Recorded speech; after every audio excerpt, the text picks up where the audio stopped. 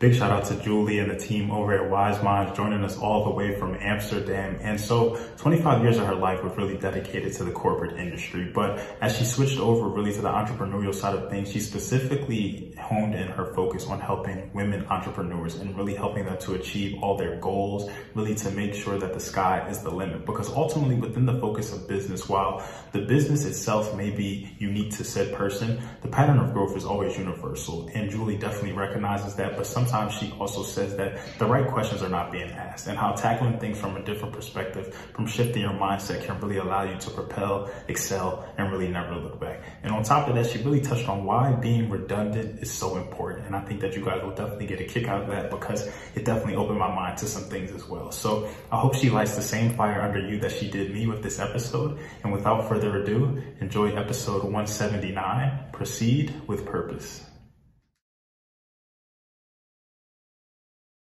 What's going on, everybody? Welcome back to another episode of the Down to Business podcast here with Tamar Turner. So first and foremost, I got to give a big shout out to Julie for tapping in with us all the way from Amsterdam. But on top of that, y'all know life happens sometimes. Y'all know things go on, things come up on my end, everything of the sort. Julie's been very flexible with me. We actually ended up having to reschedule the first interview. And so, y'all know how I feel about time, about wasting other people's time, about having my time wasted. It's something that just, it hits me deep in the soul. So, but no, Julie was very understanding and more than willing to come back on the podcast. So excited for this interview today. Really excited to tap into all things that she does, how she can be a resource for others out there, and really for y'all to, if nothing more than just learn something new. So Julie, how you doing today? How's everything on your end? Really, really well, Tamar. Thank you so much for having me. And don't worry, in terms of life happens. As entrepreneurs, we know that, right? It's just the way that life goes. You have to be flexible and agile, not only for your business, but for the people that you meet as well. So no problem at all. I appreciate it. That's definitely a message in itself. And that's definitely something that I stick by with. No 2 days are the same as an entrepreneur. So I know we're going to have a lot of people tapping in. I know we're going to have some people from your side. I know we're going to have some people from my side. We're going to have my favorite as well, newcomers. So people who may not know anything about either one of us. And I love those just because they find us in our journey at certain points. So to bring us and everyone else up to speed, to put everyone on the same page, can you, one, just tell us a little bit about yourself? And then can you, two, just tell us what brings you on the Down to Business podcast today? Yeah, perfect. Well, I'm Julie Perkins, as you so wonderfully have introduced me, living in Amsterdam. And for 25 years, I came from the corporate world, helped build the family business out in Northern Europe. And then I decided that I was going to start my own business, supporting female entrepreneurs to grow their business from the learnings that I've had. So that's a bit about the business side of me. I come from, as I sort of mentioned, quite a fast-moving entrepreneurial family, which I think has played this huge role in shaping how I look at life in all ways. And there's no divide, I think, with entrepreneur families so much. So that's one of the challenges, is to create that. But I was brought up in it, real high, energizing life, full of incredible people. I think that's one thing I learned. Surround yourself by the best. So a little bit about me, the positives, the successes, there are failures, which I've massively learned from. So hopefully we get to talk a little bit about that further. I love that. And I love the journey and the upbringing and how it can be very different for each other. We can come up in families where no one was really a business owner. No one was really an entrepreneur. And ourselves, we kind of step into that space for the first time. And then we kind of then build that foundation from there, begin to start that generational wealth, or just more than nothing, just including or educating one another, because I also feel like that's a big thing with entrepreneurship, with business ownership. It's not always about, necessarily bringing in people with you or having people there, but it's also just educating them. I feel like growing up too, for me, that was a term that it was almost unfamiliar in certain parts. It was almost, there were a lot of things that I didn't know about. There were a lot of misconceptions and myths and things that I thought business ownership was supposed to be this way. I thought you couldn't start unless you just had a lump sum of money and just the brand and everything with it. But as you really start to step into it, you learn so much more. And then you have the people, who are just surrounded by entrepreneurs through and through, family, friends, uncles, aunts, everything like that. So like you said, you're kind of thoroughly immersed in it in a sense. And it's just that vibrant aura, that community around you, that inclusivity and exclusivity. So I will say something that I heard you touch on and speak on was really just being able to help accelerate women entrepreneurs. And I think that is so important, just because as women, I definitely do think, and obviously I can only speak from just my observations. We all know that it's a harder playing field for y'all. It's not always fair. The resources are not always there for y'all in the same way. They want to keep men at the top of that totem pole, no matter how hard y'all work, no matter how good of an idea you may have, no matter how much value you bring to the table. So for you personally, why was it so important to make sure that women entrepreneurs, women business owners were being heard, women entrepreneurs were getting the same access to resources and tips and tricks as the men and everyone else were? Yeah, I mean, I think it starts from some of the different challenges that we face, and of course, being a woman entrepreneur, you understand it a lot because you've lived it, and I don't think some of these challenges are unsurmountable. I think those are things that we can face, and of course, you touched on investment and resources and money, and obviously that is a big issue. What I do at Wyseminds is I ensure that we turn up as our best selves every day and ready to grow our businesses where we want to grow them. And sometimes that includes investment, gaining resources, etc. So what I do is to use my skills that I've used in the past in order to understand how we can turn up as our best selves and get that investment resources that we need, and most importantly, the growth. And I think some of it is how we look at businesses. And this is why I think women leaders are incredibly strong in terms of the way that we collaborate, the way that we gather people. And quite often our ideas, not to put 50% of the world in a box, but our ideas are very beneficial to community, to health, to well-being, to sustainability. And these are some of the ideas that the world needs right now. And if we can sort of capture that spirit and drive those business growth, all of these businesses start to make an impact, because the world challenges aren't going to be solved by one thing. It's the coordination and the network of a lot of different things, and the ripple effect of creating success, role models for others to follow and to look at. And that's why I love doing it, because we can actually power ourselves when we understand what leadership is to us and how to build those businesses, especially how to drive that without the pitfalls that we know. So a long answer, but it is about understanding how to lead and how to lead with purpose, which is business that we're really interested in doing. So that's a little bit, yeah.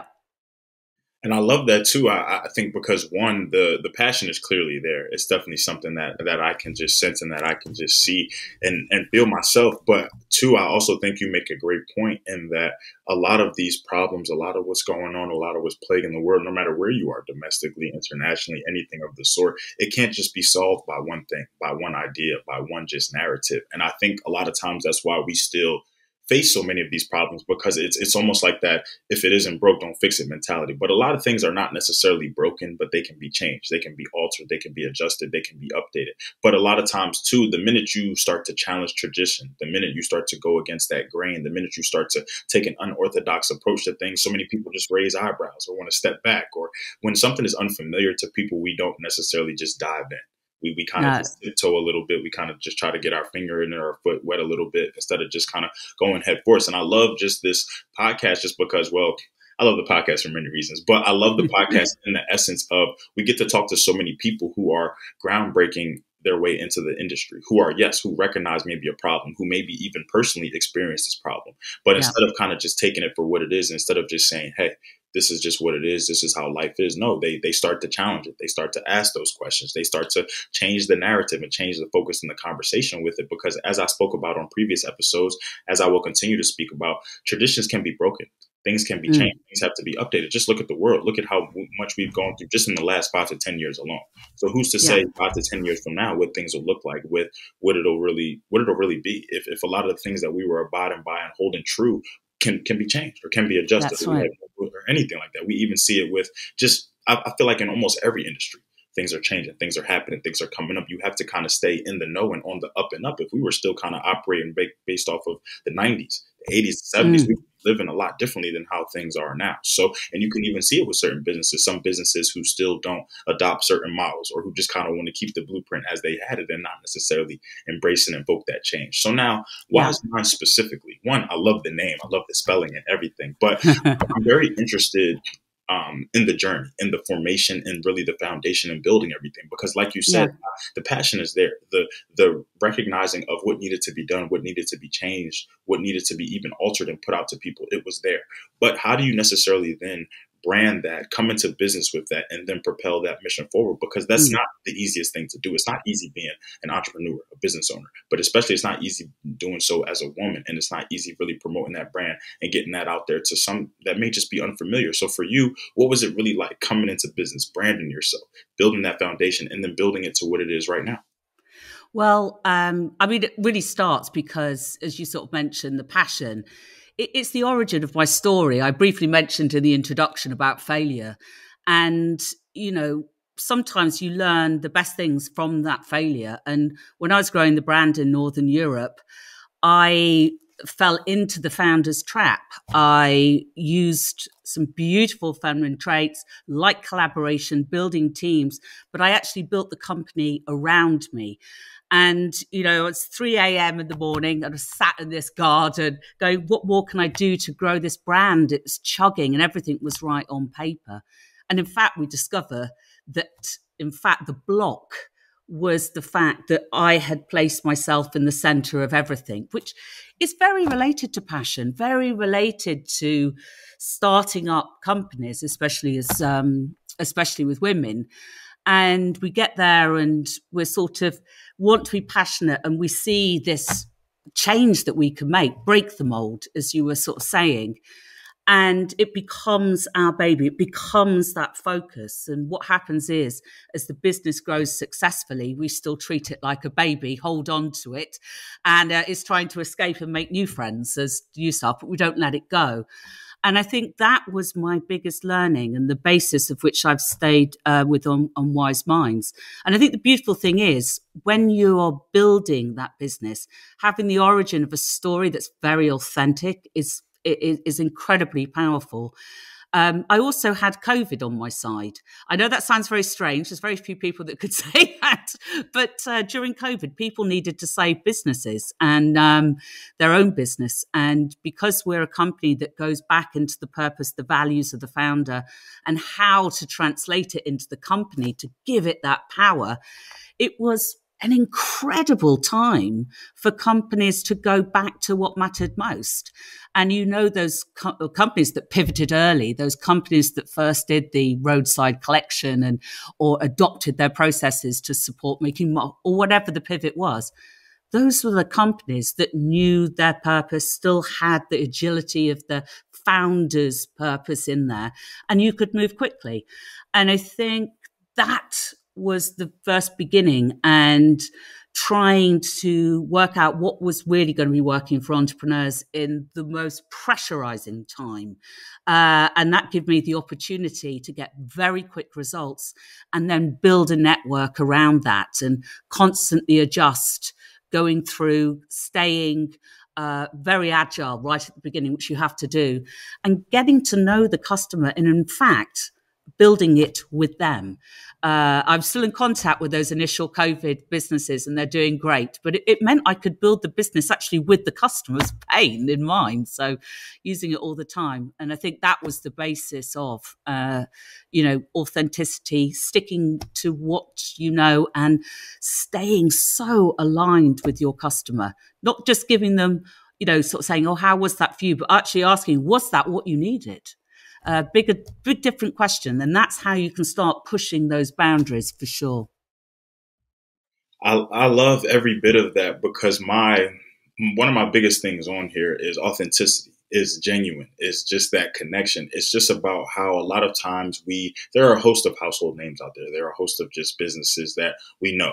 The Amazons, the Walmarts, your Targets, your Whole Foods. We could go on forever and ever and ever, but a lot of times you don't necessarily put faces to names with these businesses. You don't know, if I asked you a lot of times, who is the CEO of a lot of these companies? Yes, you're going to know your Elon Musk, your Bezos, your Jobs, your everything, like your Bill Gates, is everything like that. But how attainable, how reachable are these people? Can you just kind of connect with them on LinkedIn, shoot a message and be okay? No, absolutely. Yeah, I mean, you can, but will it be responded to? Will it even be seen? Will it even make it? No, it may not. You know what I'm saying? But a lot of these business, I would say almost every single episode, every person that I've talked to has made themselves available, has dropped their LinkedIn, dropped their email, dropped their number, dropped their website, said, hey, you're going to be talking to me or someone on my team who is then going to get to me. We're doing consultations. We're not trying to take your money. We really just want to sit down and build that relationship, form that relationship, so that what can happen, what you said to this day, you think about COVID, you're still talking to a lot of these business owners. You're still talking to a lot of these entrepreneurs. You're still even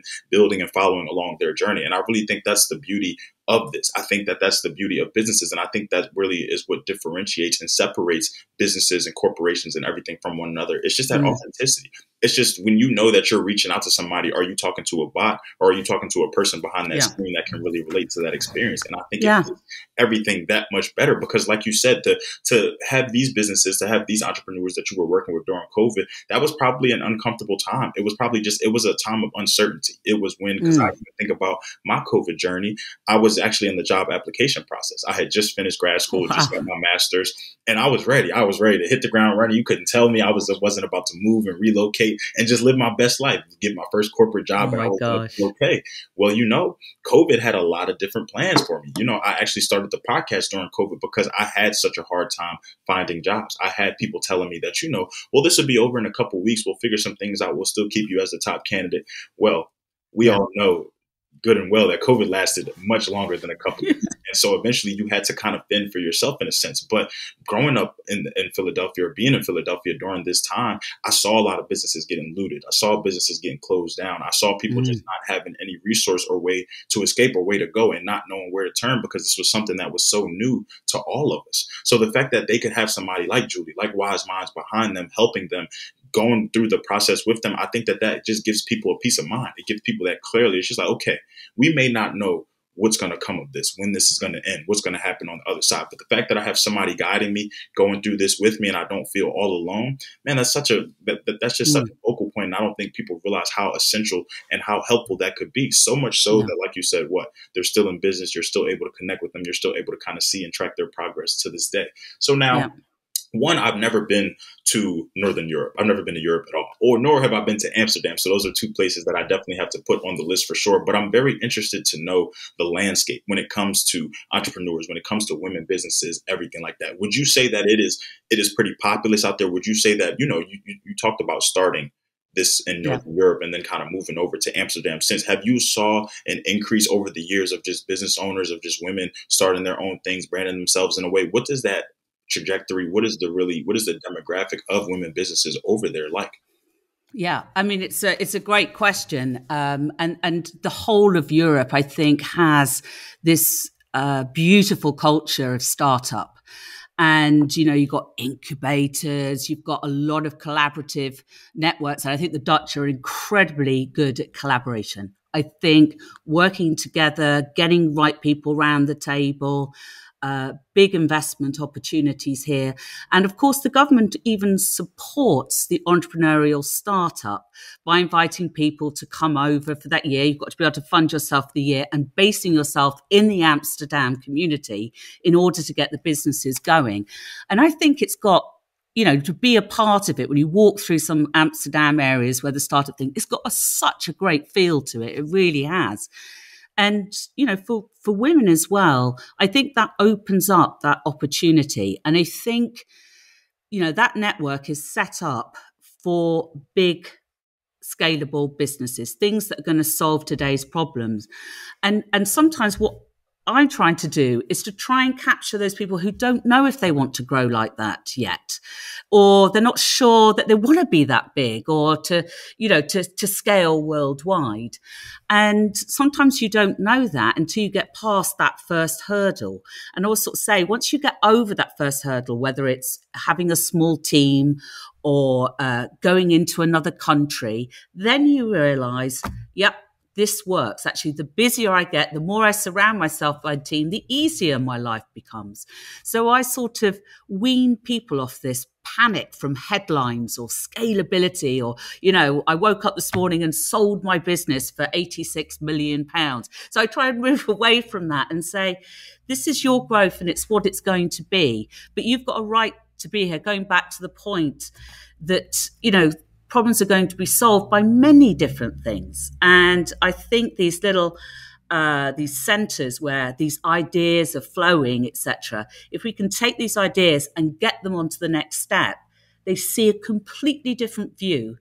And I always sort of say it's like Mount Everest, and so many female entrepreneurs got amazing ideas, they get stuck on Camp 4.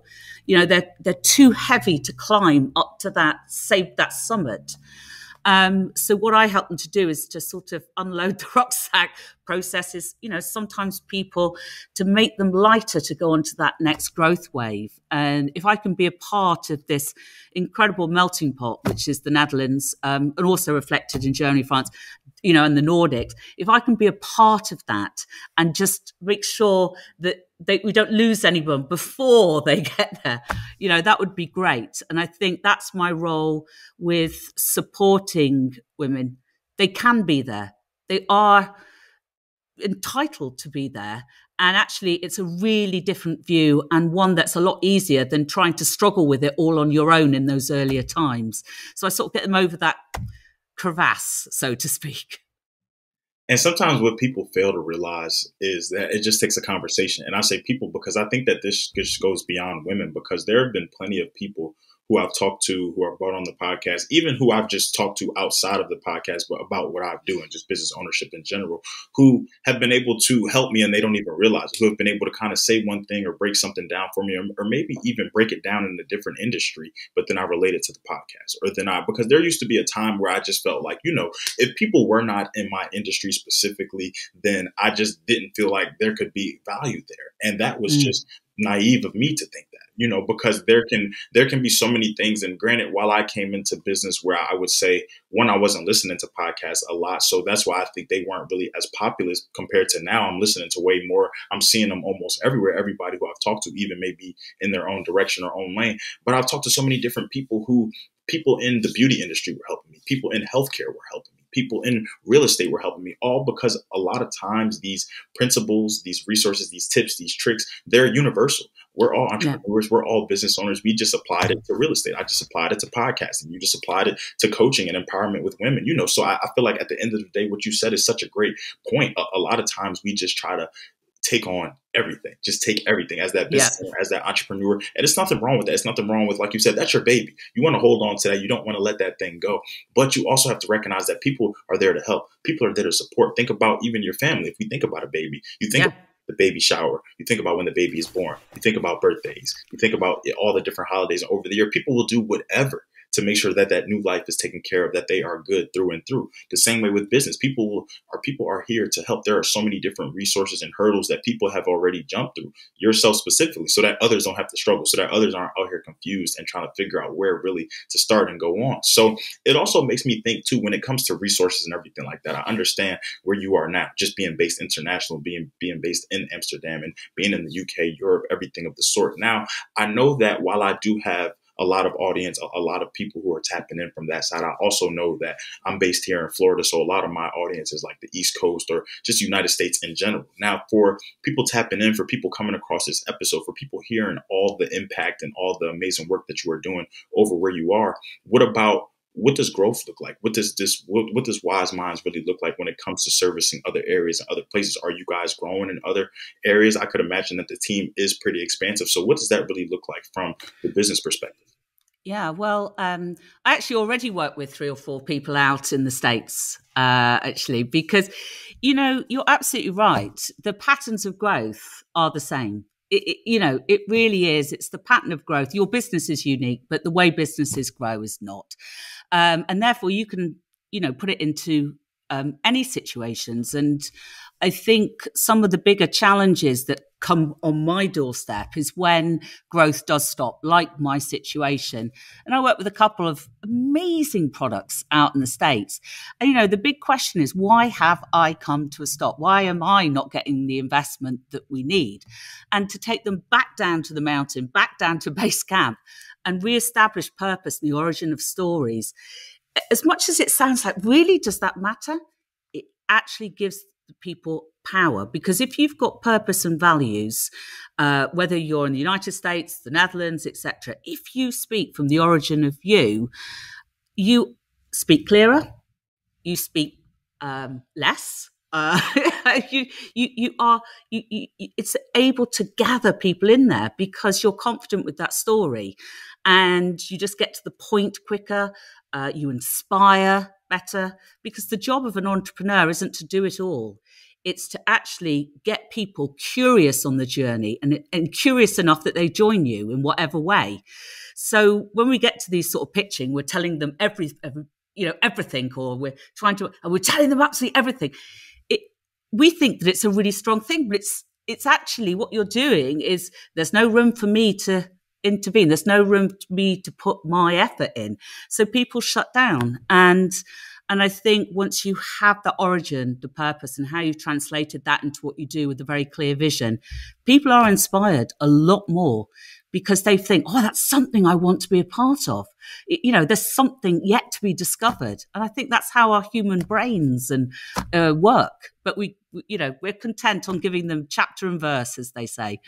I love that. And I also think too, sometimes there can just be a sense of unfamiliarity. Like when you've never stepped into an industry yourself, or maybe for me, there was even a sense of unfamiliarity there when I was working with different women-owned businesses. I don't know much about beauty, healthcare, about skin routines, about everything like that. And it's to the point where sometimes I didn't propel myself in there just for fear, or just for not knowing, or not wanting to sound wrong, or not wanting to say something crazy. But once I really started to pick the brains of these women, they opened my eyes to so many different things. And it was, wow, like this could be of help to me, but this also is teaching me things. And this is also making me realize that, wow, what was once unfamiliar to me, now it makes sense. Now it clicks. Now I can even get on other podcasts or even talk to other people. And I'm just like, okay, I've heard that before, or I know that, or what about this? And now I'm connecting different people. So it's amazing just to see that box open up sometimes, or that mind expand, or that perspective kind of yield a little bit more once you start to hear, once you start to talk and have these conversations. Because like you said, it can really be a thing of sometimes just not knowing. Sometimes not necessarily saying that you don't want to support, or that you don't want to engage in that, or it's something personal or something to you. But sometimes you just don't know something. Sometimes you just don't know that instead of doing this, just do that. Or instead of moving here, just move there, or do that. And it could open, like you said, people come to you all the time from the growth perspective and just trying to realize, hey, why have I stopped? What am I doing wrong? And sometimes it's not necessarily anything that you're particularly doing wrong. It's just you haven't had something. Or it's just something that's changed. Exactly that. It can be very just simple. And instead of, sometimes we don't always have that guide, or we don't really always know where to start. So I know that you said a lot of wise minds, and a lot of what y'all also focus on too can just be helping people grow, helping people kind of move out of that stagnant phase and really just become what they truly want to become, or figuring out if that's really what they want to do, because some may not want to be these big scale, these household names really just everywhere. That could be a little bit too much for them. But I also am curious to know about, what have other companies, or what have other businesses come to you for? Or what have you been able to assist other women entrepreneurs or business owners with? What are just some things that you maybe have even talked about? Because I could understand there could be a lot of just misconceptions, a lot of just miseducation. There is just so much going on right now in the business world, in the entrepreneurship world, startup, incubator world, and everything like that. So what are some other areas of focus for Wise Minds that, for someone who may not know this business, this company, this brand, what you're doing, coming across you for the first time, what can they expect? Well, the very first thing that I do, is probably sounds quite contradictory, is I work with the entrepreneur to make themselves redundant. And very, very important, getting that gap between them and their business, because, we start these things with passion and joy. And during COVID, I think we all had a lot of thoughts about what we value in life and what we want to do. It's a very important thing to take the entrepreneur out of the business and place them back in. And then we can start working on that wave they've left behind. As we sort of said, the baby, you can't keep holding it. It doesn't want its parents around when it's a teenager, right? So what we need to be doing is bringing other people in effectively. And I think that purpose and vision incredibly important. And what we do at Wyseminds is we actually put a measure to it. And that's not because vision and purpose is about money, but the performance and the well-being of people and the company is stronger if you are purpose-led. And we actually work with a dashboard to try and calculate via this Powerball how aligned you are to your purpose and values, because that's what's going to be the sustainability in your business for the future. That's what's going to give you growth. Resilience and agility is measured by the alignment, not how much money you throw into marketing. You know, of course, that plays a part, but how well can you navigate what is a tough economy, external forces, big change with digital, and how do you have a business that you know about it, that it's important to ask the right questions. And right at the beginning, you brought up about, you know, the blueprint and changing tradition, but it comes down to the fact we're not asking the right questions. Is it because we're nervous about being too big or to be too out there? So what we do is we develop what's the questions that's going to give you the growth. So I always joke, I said, it's like when we look at our school system, we always say things like, well, how can we improve the school system today? But the question that we should be asking is, why bother educating our children? Because the question's bigger and it gets you higher. And that's what I try and get the entrepreneurs to do about. So I'll take Agnes, for example, and her business is sustainable jeans. And you think, oh my gosh, is that a thing? Yes, a big thing. 10,000 jeans are thrown away in the Netherlands on a monthly basis. So what we're trying to do is how can we prevent that happening, et cetera, et cetera. So I said, well, interesting. Ask yourself a different question because you're working with jeans. So I get them to really ask a question. The question we took to sort of working out the answers was, why wear clothes? And everyone goes, really, that's a crazy question. But then, you know, when you're thinking about it, some of the answers are things like, I want to look stylish. I want to be confident. Of course, they're the obvious ones. And that helped us sort of look at the customer journey right from the wardrobe. Right from that moment that person wakes up, what do they, you know, how do they aspire to getting dressed in the morning? So it really does get them to think bigger about the change they want to make. And in this world, we are after change, not putting icing on current ideas. Woo! I like that one. I have to agree when you say that sometimes just the right questions are not being asked. The thought could be there, the idea could be there, the foundation, everything could be built. But if we're just not shifting our focus in a bit, or like you said, that question is going to convey a lot more. Well, why do we wear clothes? You could hit on a host of different ways. On the spectrum can be a lot more wider when you kind of just open up that mind or open up that approach to it. But a lot of times that's what's needed. It's not to say what you're doing is wrong. It's just to say, have you tried that? Or have you done that? Or have you done it this way? Or have you done it that way? So I just love the creative approach that y'all take to it, but also, like you said, just that redundancy, because it's needed. Because when you can do something time and time and time and time and time and time and time again, it just goes to show your expertise to it, but it also goes to show your comfort with it too. Because you're not just yes, we can all kind of one hit wonder or just mistakenly fall into something or do something the right way. But can you continue to do that? Can you do that here? Can you do that there? Can you do that over there? Can you do that again? Can you do it next week, tomorrow, anything of the sort? So I love that redundant approach to it, because somebody hearing that will say, well, what's the purpose of that? If I've done it, then I've done it. But it could, just because you've done it doesn't mean you've done it. And just because you've done it doesn't mean you've done it right to the best of your ability. You've honed in on it in any way that you can, because a lot of these ideas, a lot of these foundational principles and things that we have, they can be adjusted. They can be changed. I've talked to so many business owners and entrepreneurs who, yes, while they've made change, while they've reevaluated, while they've done things, ultimately their principles, their pillars, they stay the same. They stay true to those, and they just act on them and hound in on them and everything. So I love that, man. And something else that I really do love too is future, the outlook, just thinking about moving forward, just not trying to get too far ahead of ourselves, but also just thinking that, look, time is moving. The year is almost over. Things are happening. It's Q4. Everything is going on. So from a Wise Minds perspective, for what you can disclose without spoiling any surprises or secrets or anything like that, what can people expect? Because I know, like you said, we're going to have a lot of people tapping in for the first time, for coming in, for not ever hearing about Wise Minds and everything like that. And I want to also give them something to look forward to, or give them something to even think about as they continue to move forward and follow your journey just the same. So is there anything that Wise Minds is thinking about, anything that you guys are working on, any even industries that you're trying to tap into, or did a client kind of come to you guys and say something that's kind of having you open your mind a little bit? Anything that we can expect moving forward as the year progresses? Yeah, I mean, we continue to put our whole program online now. That sort of fits in with entrepreneurs. You know, entrepreneurs get up at 5 a.m. or they're up at 1 a.m. You need to be able to do it when you want it, and then to call upon your guide. So that's the big approach. But in terms of the new things we're thinking out, is something that this is a great example of resilience and agility, because the core of what we do is about purpose and values and about powering them. So I'm currently working with Hank, who's our behavioral psychologist, and our challenge is, can we put the area of our course on personal purpose and vision, individual ones, can we translate that to support teenagers today?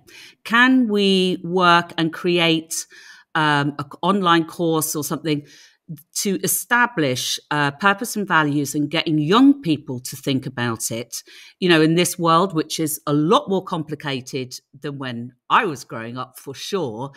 You know, that stability in them is going to be so important. So not so much for business, but I think future business people, they would be, and also working with universities to try and put in a purpose-led entrepreneurial slant to business courses. And especially now with sustainability being very high on the agenda, the story of the origin of why you're choosing to save this part of the planet or do this bit is going to become more important, because you've got to be clear. You can't stand there as young people and say, I want to save the world. I totally respect that. But what are you going to do?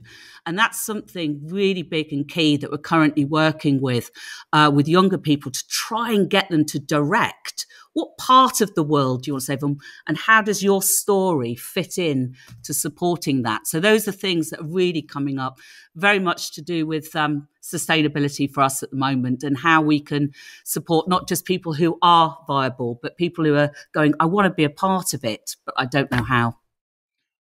Because I really think that that's a commonality these days, that people are wanting to, everybody wants a piece of the pie, or to have a seat at the table, or to bring something to the table, but may not necessarily know the approach to take. Or is this going to be sustainable? Or is this going to be valuable? Is this going to be meaningful? Is this going to even be something that I want to do, or know how to do, or know where to start, or anything? So yes, while that's a very valid question, idea, mindset, it's all about that approach, and it's all about taking it from a meaningful perspective, but also an impactful one, because we all want to leave that legacy, start that tradition, build that foundation and everything like that. But we want to also build something that's long-standing, forever remember, forward obsessed, everything of the sort. So now, before we get into all things of importance, and not to say that anything in the last 35 minutes was not important, but I feel like the biggest thing is always that call to action, always telling people where to reach out, where to find you, everything like that. Before we get into all that, do you feel like there's anything that we have not touched on today, whether it be from a Wise Minds perspective, whether it even be some encouragement or last words that you want to leave for other women business owners, entrepreneurs, anybody tapping in? Because we have a lot of that on the Down to Business podcast. I talk to a host of different women at various stages in their journey, coming into business, propelling into business, been in business for quite some time, actually going out of business, rebranding, everything of the sort. And it can be a process. It can be a discouraging one. It can be an insightful one. It can be a motivating one. It can be every word in the book, honestly, everything that goes into it. So is there any last things that you want to leave for everyone else out there? I mean, of course, the big thing that I would just love to reinforce with all business owners is that you started it to create joy and freedom for yourself, and not freedom to have time to go out with friends all the time, but, you know, the freedom to choose to influence what you want to do in life. And I think, you know, life as an entrepreneur is like that roller coaster. And if you're sat there thinking, I'm not sure I love what I do anymore, I really don't know. Have a really honest conversation with yourself, because you've fallen out of love of what you're doing now, it doesn't mean you should just sell it. It doesn't mean that you should let it go and just move on to something else. It can do. But I think the very first thing to do is to understand why you did it in the first place, and to revisit back there, and to understand how prevalent that is embedded in your current business now. Because I always see that sort of internal voice, it's like an umbilical cord that goes into it. You can't be in it, but there needs to be the essence of you. And unfortunately, sometimes when we lose that, we feel disconnected from that passion that we once had. And that would be my greatest advice, is to look there first before you go, there is no turning back, it's terrible.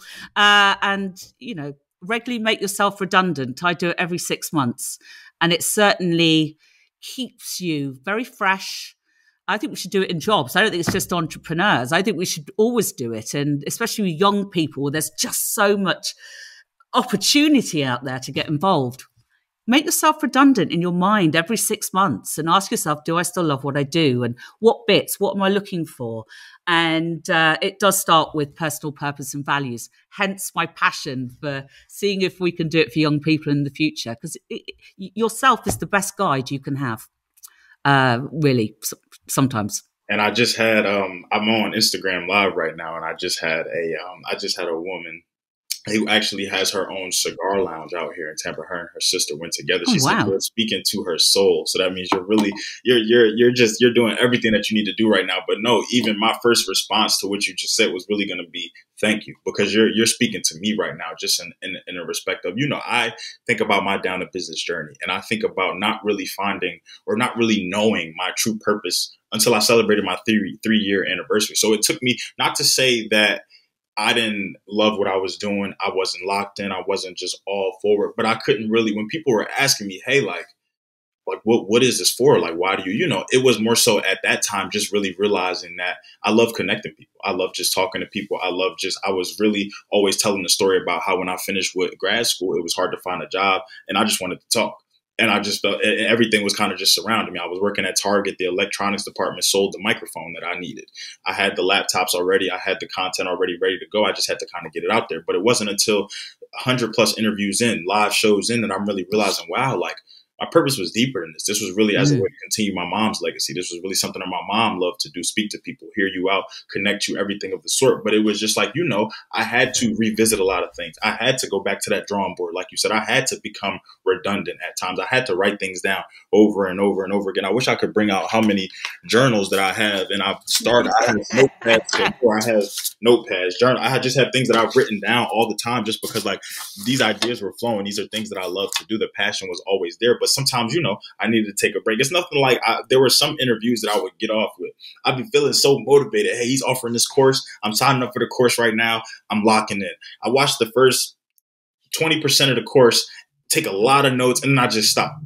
And then I come back to it and I open it back. So it's a lot of that too. But it's also to say, we have these ideas, we have these mantras, we have these moments where we're just so locked in. And it's not to say that we had them for no reason, just because we didn't follow up in them or hone in on them or attack. That's right. Them. It's just to say that maybe we need to come back with a better approach, because there have been sometimes I've been cleaning the room, I came across a journal, I'm like, oh, well, let me pull that back up. Why did I get that newfound motivation? And so I speak to all entrepreneurs and business owners, startups, incubators, even just everyone out there, to say that, it's okay. It's okay to not always necessarily be able to explain it all, be able to put it all into words, be able to just know in your head. Like I said, it took me 3 years along my journey to really know what this was. But at the essence of it, I was still doing the episodes, still putting the content out there, still making things happen. The passion was still there. So just hone in on a different way. Just take it from a different approach. Even as if Julie hasn't taught you today, ask a different question. Ask a question that's the wheels turn, the blood flowing. Ask the big, bold question. Big, bold question. That's what we need. So no, Julie, thank you so much just for all the value which you're providing to everyone, to where you are, to where we are over here in the States, and just the passion that you have behind things. Because from your first answer to my interview, honestly, I knew the passion when you connected with me on LinkedIn. And because I love that. I love when people reach out to me. I love when people kind of make that connection to make things happen. But I really knew it was locked in when you said, you know what, it's okay. you wasted my time, but you didn't waste my time. I'm not taking it personal today. My godson gets to make some noise in the back. So we're good. But no, I just thank you for everything that you're doing. Thank you for your willingness to even be on here and impart that knowledge and that wisdom among my audience. It's the same. So now, last but certainly not least, can you just tell us the best places to find you and connect with you when it comes to the website, social media, reaching you personally? Give us everything you got. I will. I want to say one big thanks to you, because the reason why I like your podcast, and I've passed it around my entrepreneurs, is because you tell so many stories of everyday entrepreneurs. And I think that's something that sometimes we're all for the ones that make 86 million or the big ones. And I think the power of listening to stories that we can relate to as startup entrepreneurs, smaller business entrepreneurs, is absolutely priceless. So that's a big thank you, really, from me and the team that I work with. So really appreciate that. And you can get in contact with me, Wyseminds. It's Wise with a Y, because one of my entrepreneurs, when I first spelt it with an I, said it made me sound old, like an owl. So we changed it to Y. Wyseminds.com or LinkedIn, of course, the big ones. But there is a challenge out there. You know, have a go at the growth evaluation on the website, completely free. You know, it's not, there's no sort of, you have to contact with me, and it will show you how aligned you currently are to purpose and values. And it will give you a figure, it'll give you an amount, and it will give you a value of what possibly you could be losing if you're brave enough. You don't have to use the figures. And it's only for your information, by being misaligned to purpose, values, and what you do. So it's completely free. Have a go. But those would be the best ways to have it. So big thank you. You said one of the favorite F words on the podcast. The people love free. So look, I'm about to drop the website now for them, just to let them know, wyseminds.com. But no, I definitely do. I'm going to do the same thing. I agree. I'm big on just not knocking it until you try it. And that's in anything, in any industry. That's probably the reason why I have so many notebooks, because I just felt like everything. So, but no, you're, like I said, thank you. Thank you for even passing that along to your entrepreneurs and your network. Thank you for even listening to some of the episodes. I tell people all the time, like, that's just, I appreciate that. I don't, full transparency, like, after I record these episodes and go back to edit, I don't really listen to them. Like, I kind of, because I have a very, like, I can look at titles and be able to tell you. There was one point I knew like, you could tell me an episode number, you could tell me a title, I could tell you what it was about. But we're getting up there now. It's a little bit harder to do that. But no, thank you nonetheless for just all the work that you're putting in on the ground, behind the scenes, internally, externally, for everything that you're doing. And I know it's definitely not stopping here. As you said, y'all are constantly looking at ways to evolve, ways to grow, ways to get people to just look at things from a different perspective and a different picture. So obviously I'm calling out all my followers. I'm calling out all my audience, whether you're listening, watching, tapping in along the way at whatever point, check it out. We love free. We love food. We love a lot of things like that. So obviously, Julie is trying to be of a plug and of a resource to you, to someone you may know, to even a business owner or entrepreneur in your life in some capacity. So let's all do ourselves a favor and really just check it out. You don't know what could come from it. You don't know what suggestions. As I said, even listening to this episode, you could have just got a new perspective, a new frame of mind, just a new way to approach your business. Or even you were thinking about coming into business and now you know what to do. So Julie, once again, thank you so much for everything. To everyone who continuously taps in with us, I thank y'all. I love y'all. This has been another episode of the Down to Business podcast here with Tamar Turner.